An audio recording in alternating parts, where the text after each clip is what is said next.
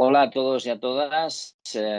Hoy tengo el honor de presentaros aquí a un invitado muy especial, un invitado que seguro que muchos de vosotros conoceréis. Es el doctor Vicente Magro Servet,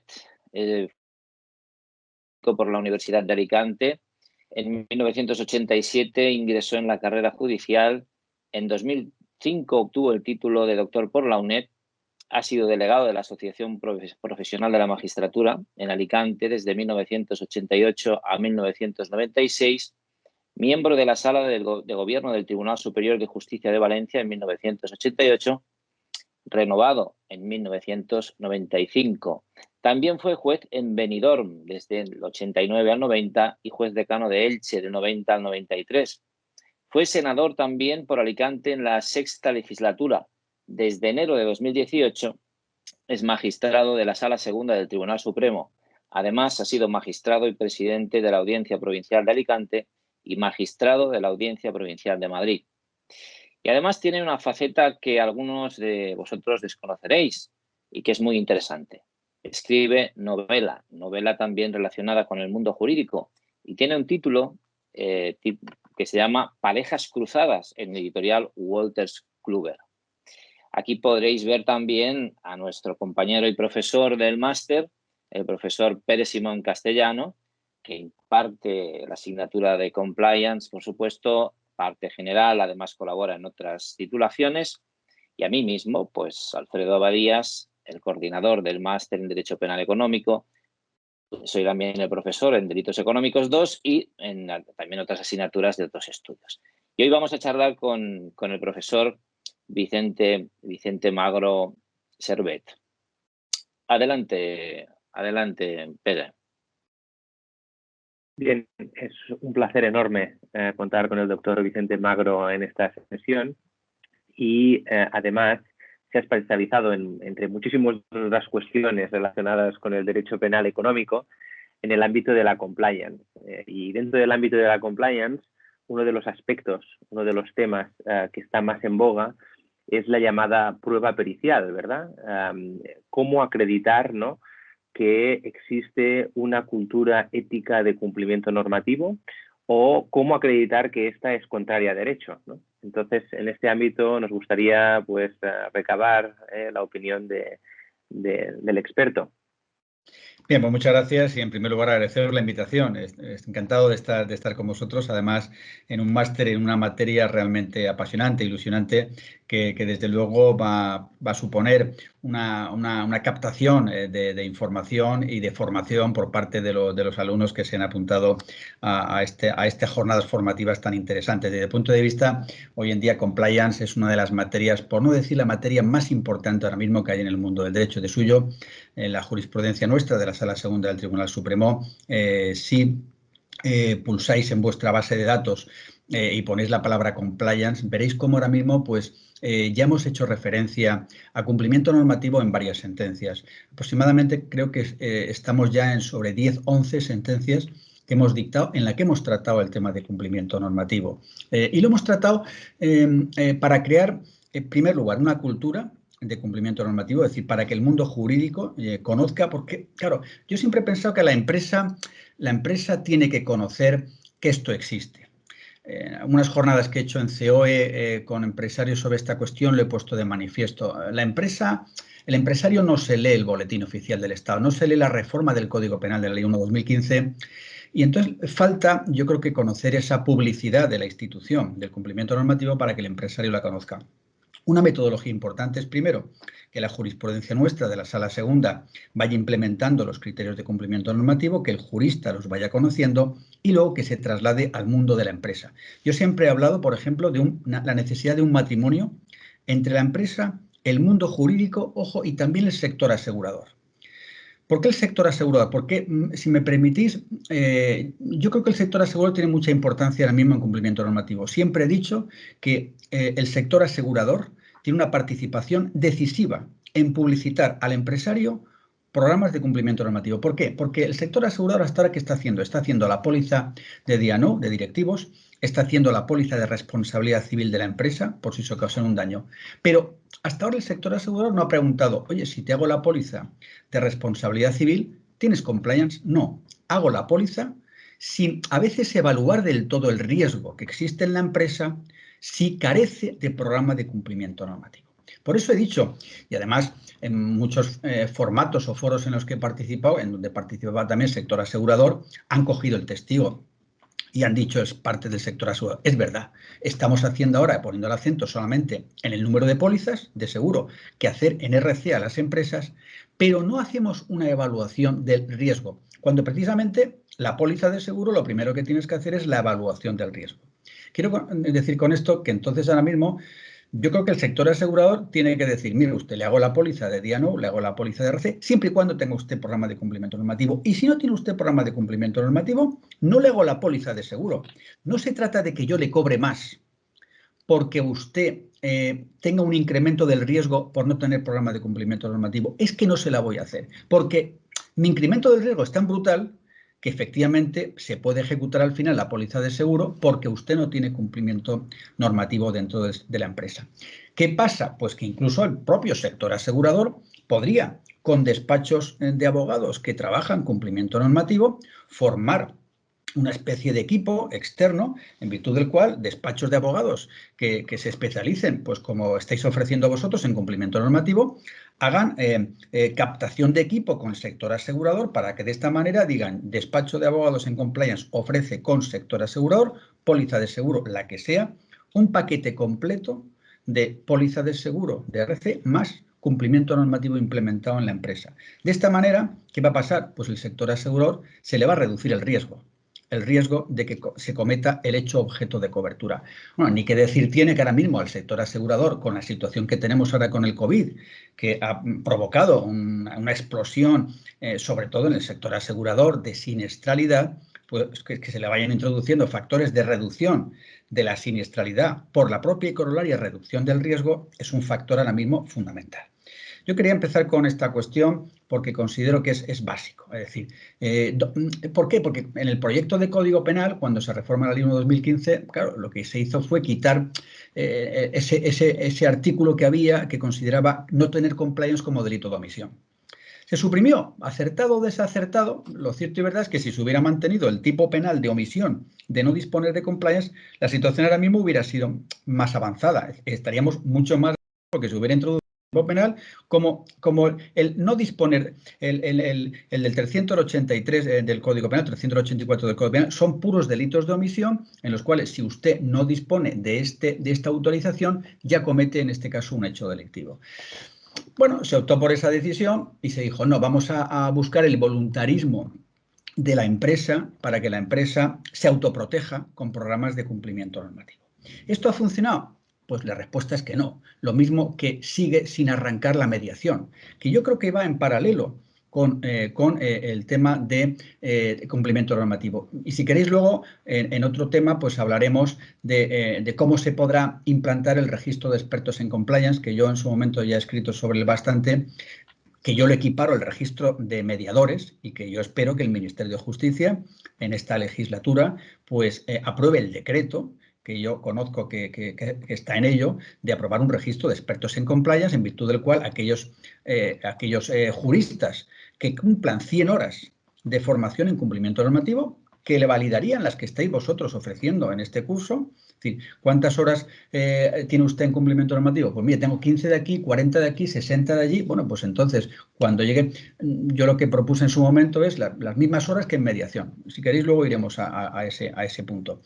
Bien, pues ahora mismo lo que necesitamos es una especialización en el tema de cumplimiento normativo y que la empresa conozca que hay profesionales que son expertos en cumplimiento normativo, que no supone simplemente, oiga, yo voy a su empresa y le ofrezco un programa de cumplimiento. ¿Pero usted quién es? No, yo soy abogado, soy economista. Bueno, ¿y qué? Pero yo cómo sé que usted lo que me ofrece es de calidad y está con la cualificación suficiente para hacerlo.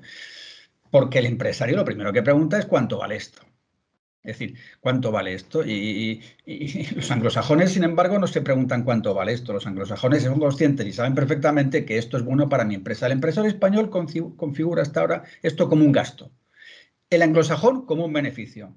Entonces, lo primero que tenemos que hacer es sentarnos en una mesa y sentar a la empresa, al sector asegurador y a los juristas que estamos trabajando en cumplimiento normativo.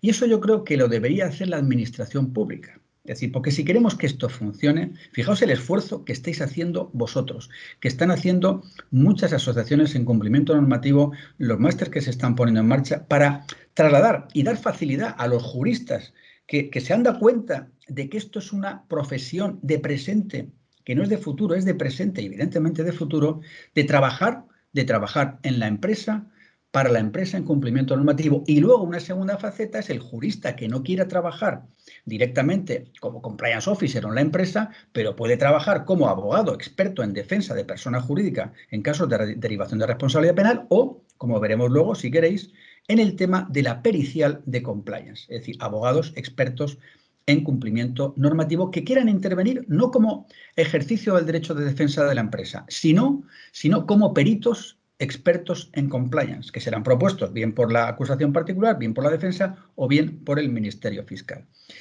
Con lo cual, y ahora, entonces, dicho esto, pues la empresa será conocedora de toda esta vorágine de ideas y dirá, oye, yo tengo que tener cumplimiento normativo, porque claro, como no es obligatorio, a la empresa la tenemos que convencer.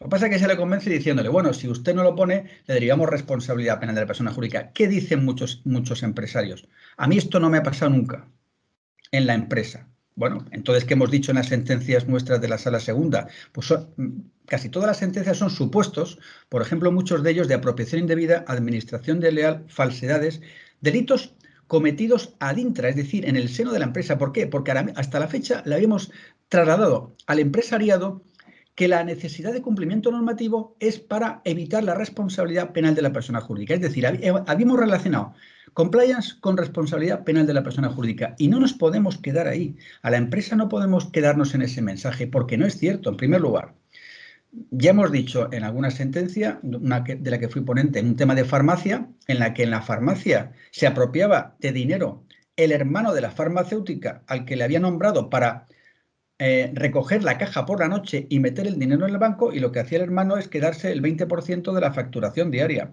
Hasta que al final, pues en una auditoría se da cuenta la hermana que se había apropiado de 650.000 euros. Y entonces dijimos en la sentencia, mire, hasta en una comunidad de bienes es necesario tener, aunque sea un plan pequeñito de programa de cumplimiento normativo. No podemos asociar cumplimiento normativo solo con la persona jurídica. Hay que tener una mira más amplia y decir, no, porque ¿qué es cumplimiento normativo? Cumplimiento normativo es ética, cumplimiento de la ética en el seno de la organización, responsabilidad social corporativa. Que los trabajadores y directivos o personas con responsabilidad que trabajan en una empresa, en una comunidad de bienes, en un ente sin personalidad jurídica, tengan la cultura de la ética en el seno de una organización, no solamente de una persona jurídica. Por eso yo he dicho muchas veces que no podemos solamente restringir el campo de actuación de compliance a la persona jurídica. Sería un error porque entonces estaríamos quitando pues, todo el campo que estamos viendo de comunidades de bienes, entes sin personalidad, etc. Este es un mensaje, yo creo que es fundamental. Con lo cual, vemos que mensaje de cumplimiento normativo no solamente a la persona jurídica, a cualquier tipo de organización, implicar al sector asegurador, implicar a la empresa y dar un margen más amplio de actuación en este tema. ¿Para qué? Para que tengamos un mensaje claro en esto. Lo que tenemos que introducir es la ética, la cultura de la ética en el seno de las organizaciones. Y a la empresa decirle, mira, esto va a ser para, evidentemente, evitar tu responsabilidad penal, pero también para autoprotegerte. ¿Por qué? Porque todos los estudios que se han hecho hasta la fecha en el seno de la empresa y la actuación delictiva determinan que el 56% de la actuación delictiva en la empresa es ad intra. Es decir, cometida por directivos o empleados cuando el sujeto perjudicado es la empresa y el resto es ad extra. Por eso, en la primera sentencia que pusimos en abril del 2018, mayo creo que fue abril del 2018, sobre cumplimiento normativo de la que fui ponente, que era un caso de apropiación indebida y administración desleal de un socio que se apropió de 2 millones de euros aproximadamente de la sociedad que era regentada por él y con otro socio italiano. Sin darse cuenta el socio italiano, pues él fue apropiándose de dinero, haciendo administración desleal y se apropió de 2 millones. Y que ahí pusimos en marcha el mensaje de hay que distinguir el compliance ad intra, es decir, delitos de apropiación indebida, administración desleal, falsedades cometidas por propios directivos y empleados de la sociedad, y el compliance ad extra, es decir, aquel que se refiere a la derivación de la responsabilidad penal de la persona jurídica. Con eso hacemos una mira más amplia, del cumplimiento normativo y vemos que tenemos la posibilidad de autoproteger a la empresa y que la empresa se autoproteja de los directivos y empleados que tienen tendencia delictiva a cometer algunos de los delitos que en el Código Penal, esto es importante, está tasado que se puede derivar responsabilidad penal a la persona jurídica, que no son todos, porque en el Código Penal tenemos un listado, un número clausus de delitos de los que se derivan responsabilidad penal a la persona jurídica, pero no todos. Entonces, el tipo penal tiene que estar ahí incluido. Más o menos este sería un mapa de arranque con el cual pues, pondríamos encima de la mesa la necesidad de expandir la idea de la necesidad de cumplimiento normativo en el seno, e insisto, en el concepto de las organizaciones. No restringiendo el tema a persona jurídica, abriéndola a todo tipo de organizaciones y, desde luego, teniendo claro el doble concepto, compliance ad intra para autoprotegernos y compliance ad extra. De suyo, si en el buscador de la base de datos vuestra de jurisprudencia ponéis Tribunal Supremo, concepto de la autopuesta en peligro, la autopuesta en peligro es un concepto que hemos también referenciado en una sentencia que era de estafa del año pasado. Ya hemos puesto varias, pero vamos, yo en algunas que he sido ponente he hecho referencia a esta cuestión. Son supuestos en los que la persona jurídica, la empresa, es estafada por un externo, por un tercero, que estafa a la persona jurídica. Bien, ¿qué alega en estos casos? Se está alegando por parte del externo. Oiga, es que yo cometí el delito de estafa por la facilidad del sujeto pasivo en ser víctima de un delito de estafa. Y introduce un concepto que es el de la autopuesta. Es sorprendente el alegato, pero se está haciendo por un concepto de la autopuesta en peligro. Es decir, la estafa es tan burda que si ustedes hubieran tenido, falta decir, un programa de cumplimiento normativo, se hubiera detectado. ¿Por qué? Porque existe la idea de que la estafa burda no llega a ser estafa, porque es fácilmente detectable. Ahora, a mí este alegato en un recurso no me disgusta, en el sentido de que evidentemente es desestimatorio, pero claro, nos abre las puertas del mensaje. Dicen, oiga, empresa, persona jurídica, que se está alegando que cuando usted es víctima de un delito de estafa, el autor del delito que ha recurrido ante la Sala Segunda está alegando, oiga, es que hay un concepto que es la autopuesta en peligro, es que no había programa de cumplimiento normativo, es que la empresa no tenía autocontrol y evitación de saber que le estaban estafando, que ahí es fácilmente detectable esta cuestión con un mínimo programa de cumplimiento normativo. Entonces hemos dicho, en primer lugar, la autopuesta en peligro no es un concepto que permita la exención de responsabilidad en delitos de estafas en los que la persona jurídica sea víctima. Punto uno. Y en segundo lugar, oiga, le estamos dando un mensaje a la empresa de que hay que llevar cuidado, que el concepto de compliance, de cumplimiento normativo, no podemos enfocarlo solamente desde el punto de vista de decir a la empresa, oiga, lleve usted cuidado, que como un directivo o empleado cometa un delito, a usted le van a derivar responsabilidad penal a la persona jurídica. Y a mí muchos compañeros juristas que ejercen la abogacía y están en cumplimiento normativo me dicen, cuando vamos a la empresa a ofrecer el producto, nos dicen, en mi empresa esto no ocurre porque yo la tengo controlada. Es lo que les dicen a muchos profesionales que están ofreciendo compliance, el cumplimiento normativo. Claro, entonces hay que decir, oiga, es que, en primer lugar, eso ya hemos dicho en varias sentencias que no es así. Porque en varias sentencias, si se descargan las 10 u 11 que hemos puesto sobre cumplimiento normativo, verán que esto, en algunas de ellas que hemos hecho referencia, a que en la empresa existe una clave que se denomina el exceso de confianza. El exceso de confianza en la empresa hacia directivos propios, hacia empleados propios.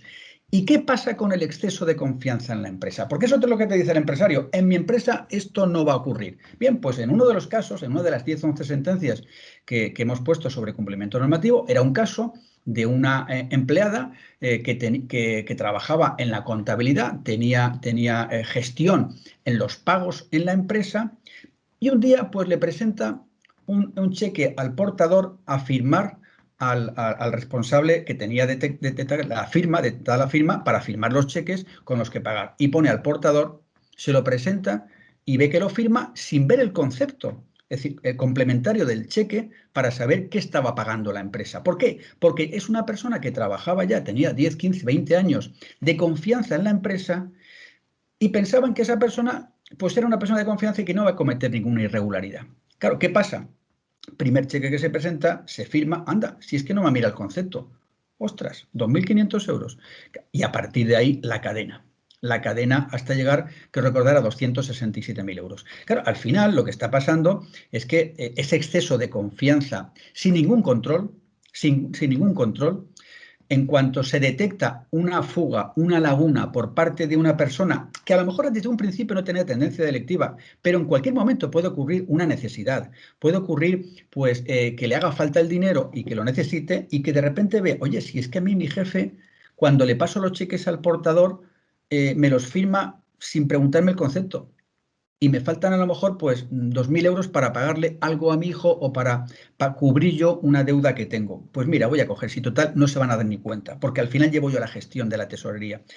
Y esto es lo que pasa, no son personas a lo mejor con tendencia delictiva, pero pueden cometer en cualquier momento un delito. Claro, ¿qué pasaría? Y esto es lo importante que nos tenemos que preguntar, si esa persona hubiera conocido que hay un programa de cumplimiento normativo interno en la empresa que eso lo detecta al segundo. No lo hubiera hecho. No lo hubiera hecho. La pregunta es, y esto es importante, ¿estamos hablando de personas que son delincuentes? Hombre, ¿quién es delincuente? El que comete un delito. Pues si comete un delito es delincuente.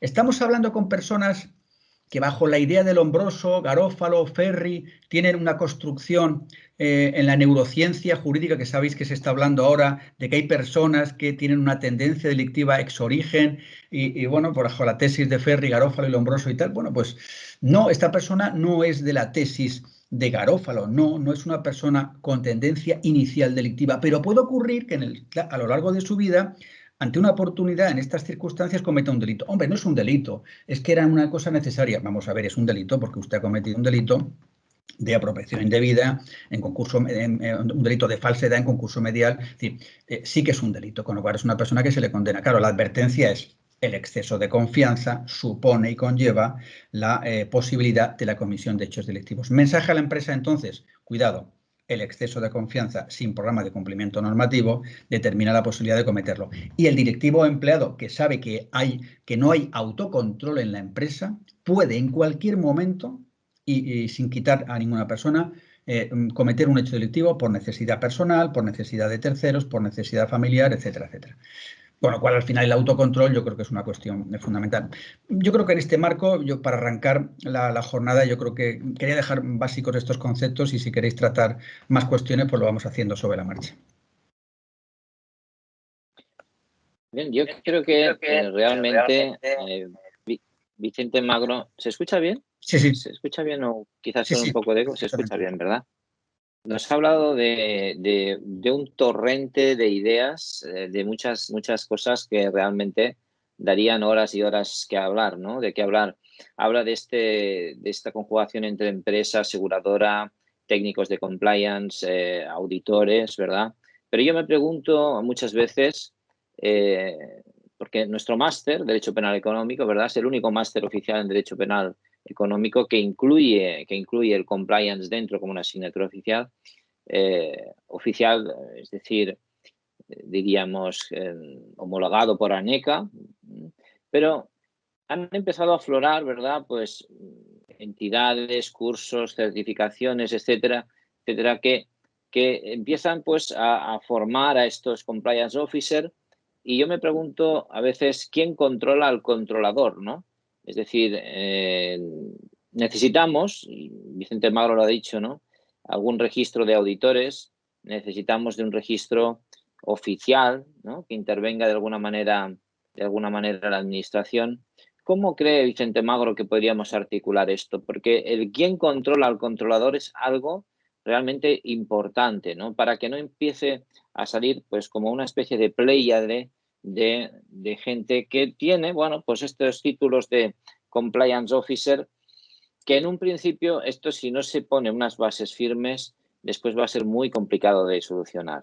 Sí, yo creo que este es un tema importante que yo anuncié en varios artículos que he publicado sobre la necesidad de la creación del registro de expertos en compliance. Lo he anunciado más o menos al principio y yo creo que es bueno que el Ministerio de Justicia regule la profesión. Que regule la profesión. ¿Cómo se tiene que regular? Adelanto el tema al que yo he hecho referencia, que iba a comentar antes y lo trato ahora. La fórmula y el formato es el mismo que el registro de mediación, de mediadores que están inscritos en el registro del Ministerio de Justicia. ¿Cómo se hace eso? Se hace, en primer lugar, Bueno, por la aprobación de un Real Decreto donde se regulen dos cuestiones. Se regulen lo que yo denomino los institutos de compliance. ¿Quiénes son los institutos de compliance? Los institutos de compliance son aquellas asociaciones, entidades que hayan ofrecido al Ministerio de Justicia un programa que debe ser validado por el Ministerio de Justicia para la oferta de la formación a aquellos juristas o economistas que quieran trabajar en mundo de cumplimiento normativo. Ese programa debe ser validado por el Ministerio de Justicia para acreditar con una certificación de validación a lo que yo denomino Instituto de Compliance. De la misma manera que el Real Decreto que regula esto en mediación denomina los institutos de mediación que están en las sedes de los colegios de abogados o en las universidades. ¿Por qué? Porque el Ministerio de Justicia ha creado los institutos de mediación y de la misma manera que esto lo ha creado en un Real Decreto, se debe crear, y este es el objetivo y la línea a seguir, los institutos de compliance. De esa manera, cuando el Ministerio de Justicia apruebe este Real Decreto, las universidades, los colegios que quieran acreditarse tendrán que mandar su proyecto al Ministerio de Justicia, que por una entidad de certificación acreditará y validará que ese programa es correcto, que ese programa es OK. Y que ese programa puede darse a aquellos juristas, economistas que quieran ser expertos en cumplimiento normativo. Ese instituto de compliance lo que hará será con clave de acceso al registro, inscribir el registro del Ministerio de Justicia, porque como hacen los letrados de la Administración de Justicia con la inscripción, por ejemplo, de las medidas cautelares en violencia de género. ¿Por qué? Porque tiene un password de acceso al registro, de tal manera que los institutos de compliance entrarían con su password al registro del Ministerio e irían validando que este número de personas, estas 30, 40, 50 personas, han hecho las 100 horas con nuestro instituto de compliance. Y entonces yo, como tengo certificación de validación, los inscribo en el registro de expertos en compliance. De esta manera yo decía antes, claro, la empresa va a decir, ¿usted quién es? Fulanito de tal, número 1276, inscrito en el registro de expertos en compliance, por esta entidad o instituto de compliance que está validada para darme a mí la titulación. Esa sería una manera objetiva de acreditar efectivamente el conocimiento, la capacitación y la cualificación. ¿Por qué? Porque me ha capacitado una entidad que tiene una autorización por parte del Ministerio. Yo creo que esto es fundamental ahora mismo, es decir, no podemos entrar en cualquiera puede ser experto en cumplimiento normativo, sino aquel que haya seguido un patrón de formación y aquel que haya sido reconocido por el Ministerio de Justicia. De todas maneras, creo que es bueno que haya mucho movimiento ahora. Es bueno porque esto llama la atención del Ministerio, llama la atención de la empresa y dicen, oye, el caldo de cultivo que se está generando con esto no es malo. Ahora, una vez que está creado, que está ya en ebullición y que la gente está viendo en la empresa que hay mucho interés por parte del sector economicista, no solamente el jurídico, también economicista y el jurídico, en especializarse en esta materia, ahora llega el momento de crear los institutos de compliance y crear el registro de expertos en compliance.